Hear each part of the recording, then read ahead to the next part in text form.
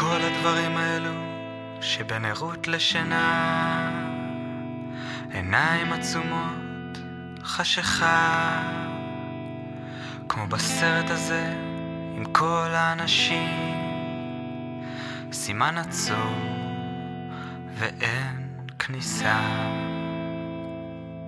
כמה התגעגעתי לרצות דבר שנפל,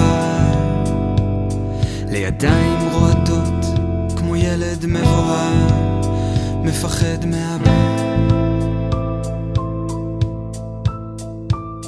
ומתי קרה שלא אמרתי את הכל, אז צריך לחזור לשטוף במים זיכרונות שנאספו והצטברו כמו חול שלא ישרוף, חורק שיניים וצוחק פרוע כי יודע שהוא בא, הוא בא.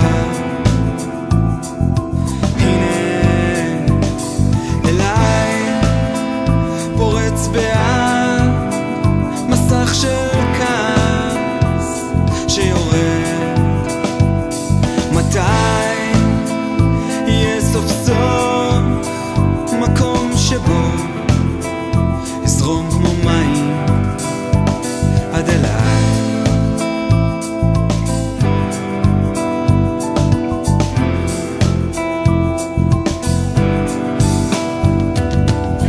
מסוכן, אני מסוכן, אני מסוכן, אני עכשיו רעב, כואב, דואב, שוכב על גב ומחכה שיבוא הגל וישטוף הכל.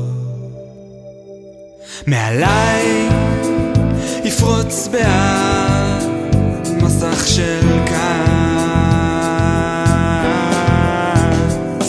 אליי פורץ בעד מסך של כעס שיורד.